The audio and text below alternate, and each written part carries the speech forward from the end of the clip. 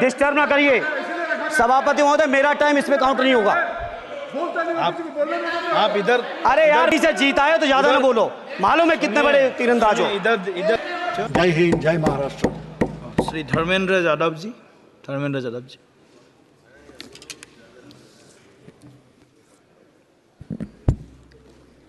धन्यवाद सभापति महोदय। 18वीं लोकसभा के निर्वाचन के बाद और इस नए संसद भवन के बनने के बाद आज मैं पहली बार बोलने के लिए खड़ा हुआ हूँ। आपने मुझे मौका दिया, उसके लिए बहुत बहुत धन्यवाद देता हूँ।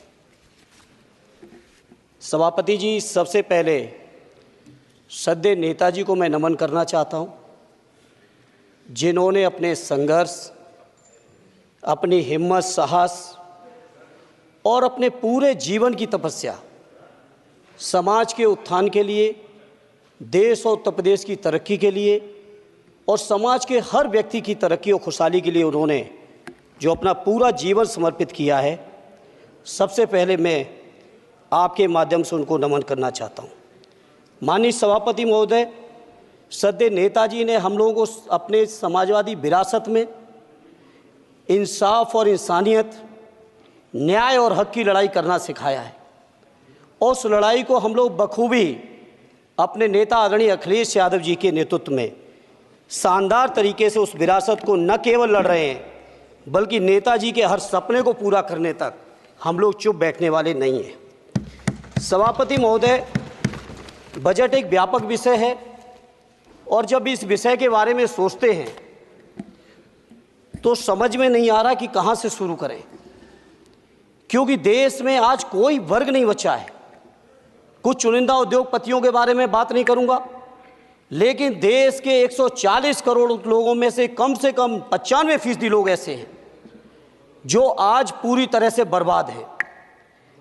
एनडीए की ये सरकार 11वां बजट पेश कर रही है, लेकिन इस 11वें बजट के बावजूद अगर मैं देखता हूं तो समाज की जो गरीबों के लिए सबसे ज़्यादा ज़रूरी चीज़ें हैं, स्वास्थ्य का है तो स्वास्थ्य 2023 और 24 में बजट घटा दिया है। किसानों का बजट जहां यूपीए के सरकार के समय 2014 तक 5.5 था, वहीं 24 आते आते ये 3.15 रह गया है। शिक्षा का बजट जहां 2013 में 4.77 था, आज 23-24 आते आते ये 2.5% रह गया है।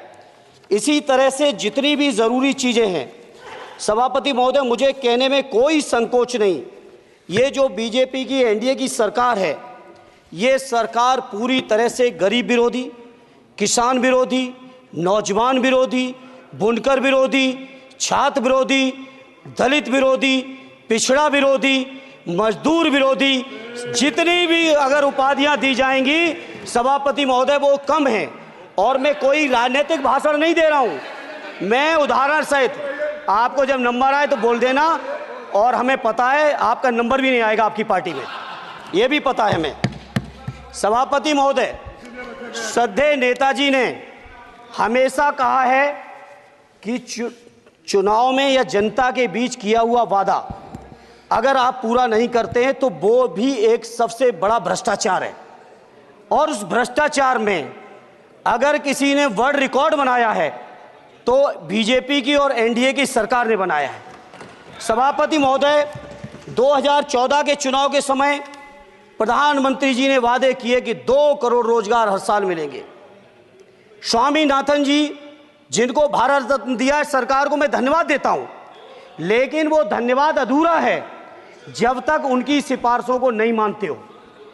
2007-8 से लगातार मांग चल रही है देश में कि स्वामीनाथन जी की जो सिफारिश है किसानों को 1.5 गुना समर्थन मूल्य देने का, एमएसपी की गारंटी देने का, कानूनी हक और अधिकार देने का, उस गारंटी को आज तक नहीं माना, आज तक नहीं माना, आज तक नहीं माना। स्वामीनाथन जी को आज तक नहीं माना। अध्यक्ष जी, स्वामीनाथन जी की आपने नहीं मानी, एमएसपी आपने लागू नहीं की। कितनी बढ़िया बातें कि खाद पे हम सब्सिडी बढ़ा रहे हैं, पहले 50 किलो को 45 किलो, फिर 45 किलो को 40 किलो, और मुझे लगता है कि एक तीसरा कार्यकाल पूरे होते होते केवल 10 ही किलो बचेगा खाद के कट्टे में, इससे ज़्यादा नहीं बचेगा। मंडी एक नहीं बनाई, आत्महत्या इतनी कर रहे हैं किसान।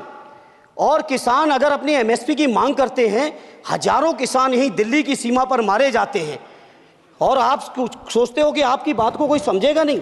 सभापति महोदय, नौजवानों को कितना गुमराह किया गया। नौजवानों से कह दिया गया हर साल 2 करोड़ रोजगार। मैं आज सवाल पूछता हूं अपने नौजवानों की ओर से, बताएं भारतीय जनता पार्टी के लोग, सरकार में बैठे लोग, 10 साल आपने राज कर लिया है, आखिर 20 करोड़ नौजवानों को रोजगार कहां है?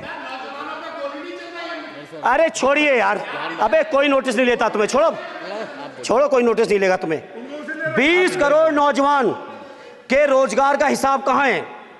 आज 11वें बजट में जब याद आई तो वो भी ट्रेनिंग की बात करते हो। मैं कहना चाहता हूं IIM, IIT के नौजवानों को रोजगार नहीं दे पा रहे हो। आप सोच रहे हो इंटर्नशिप के इस छोटे से सुगूफे से नौजवान खुश होंगे? देश के नौजवान खुश होने वाले नहीं है। सभापति महोदय, शिक्षा के मसले पर लगातार बजट घटाया जा रहा है, लगातार सरकारी शिक्षा कम की जा रही है, और ये बीजेपी की सरकार की लगातार प्रयास है कि नौजवान शिक्षित होंगे तो सवाल पूछेंगे। देश की JNU से लेके BHU से लेके MU से लेके जितने बड़े संस्थान हैं, सारे संस्थानों को बर्बाद कर दिया है। एक भी दलित, एक भी पिछड़े, कहीं आपका वाइस चांसलर नहीं है। लगातार जितने भी आपके professor, associate professor, assistant professor की नियुक्तियों में RSS का जब तक कोई फंडामेंटल कोर्स नहीं करेगा, बेसिक कोर्स, तब तक उसकी नियुक्ति नहीं होगी। आप क्या सोच रहे हो देश नहीं देख रहा है नौजवान? UGC का बजट लगातार कम किया जा रहा है।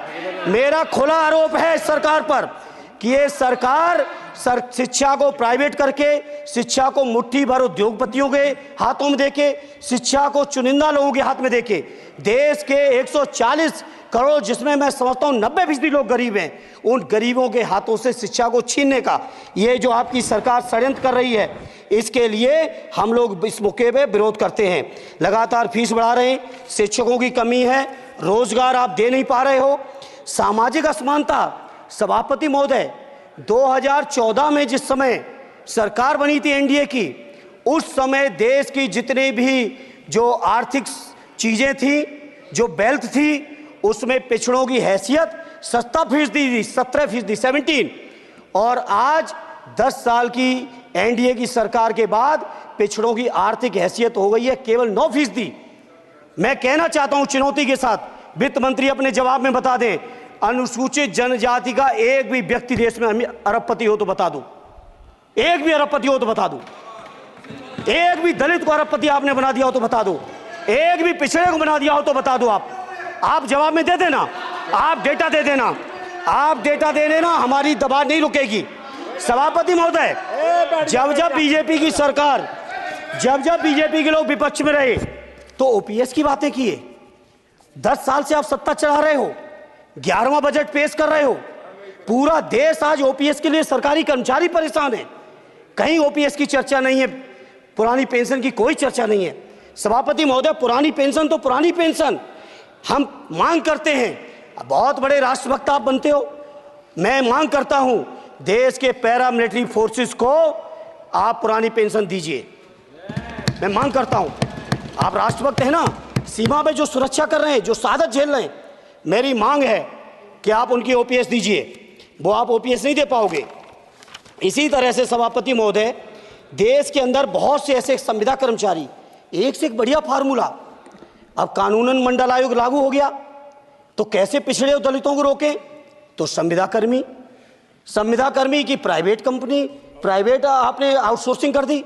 आउटसोर्सिंग के कारण से देश के सारे दलित, सारे पिछड़े, सारे आदिवासी आपकी सेवाओं से बाहर हो गए, उनके पास कोई कानूनी हक नहीं।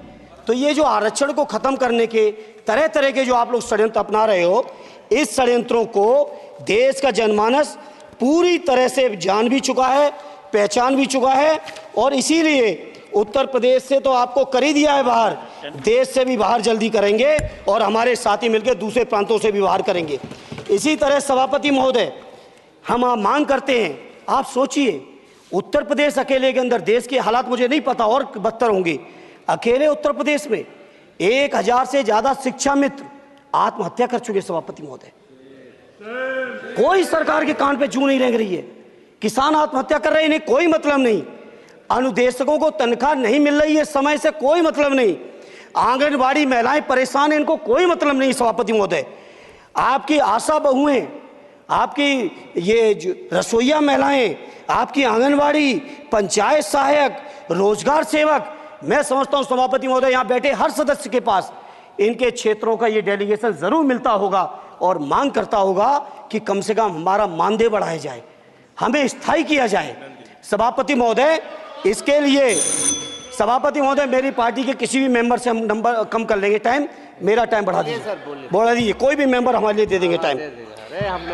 इसलिए सभापति महोदय, इन सभी समस्याओं के इसलिए मैं आपसे कहना चाहता हूं कि इनका समाधान करिए, और नहीं समाधान करेंगे तो अभी तो बैसाखी पे बन गए, बिहार और आंध्रा को पैकेज देखें फिर देश में कितने राज्यों को पैकेज दे पाओगे।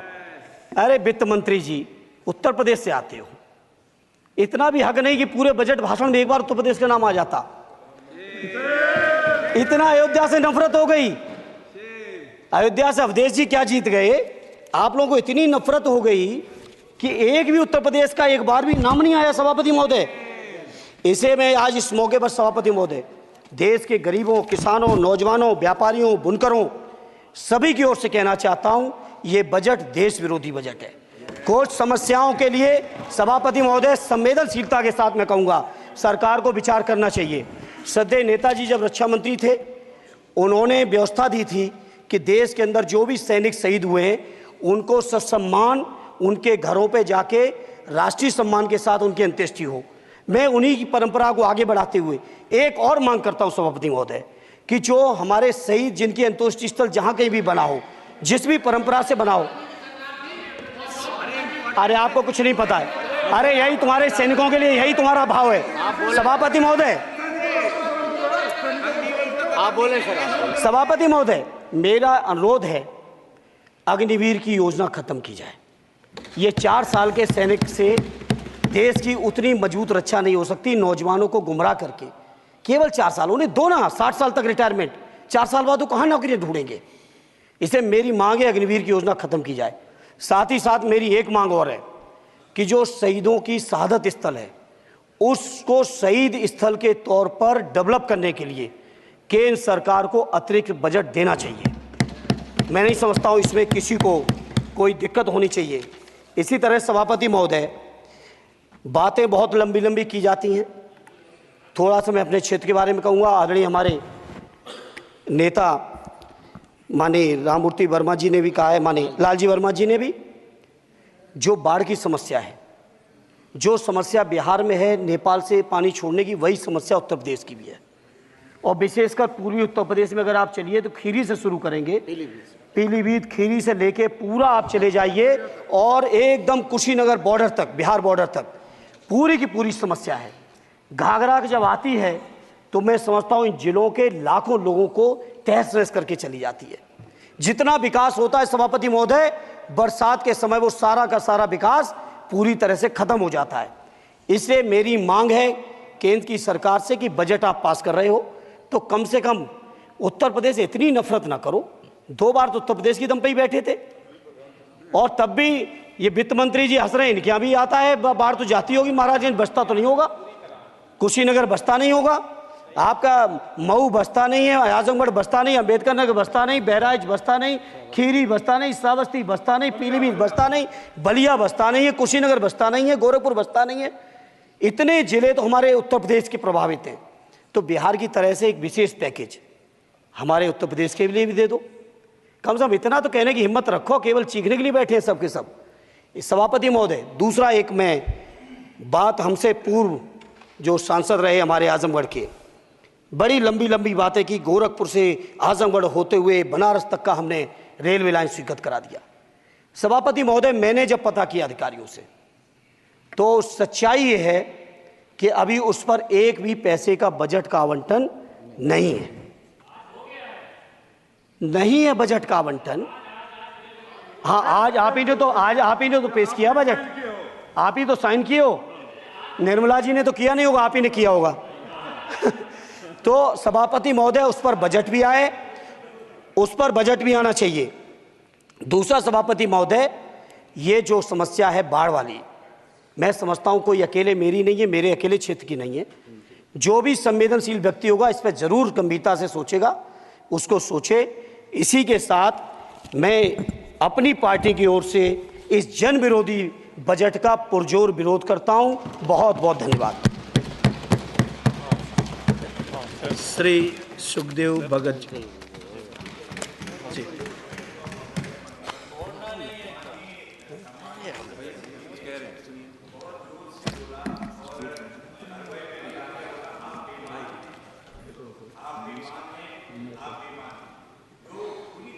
असंसदीय है मान्यवर, मेरा निवेदन रहेगा, वैसे तो भाषा शैली हमें सभी को ठीक करनी चाहिए, लेकिन ये अगर कहीं ये शब्द आ गया हो, अगर कहीं ये शब्द कार्रवाई में आ गया हो तो मान्यवर निवेदन है उसे हटा दिया जाना चाहिए। देख लेंगे।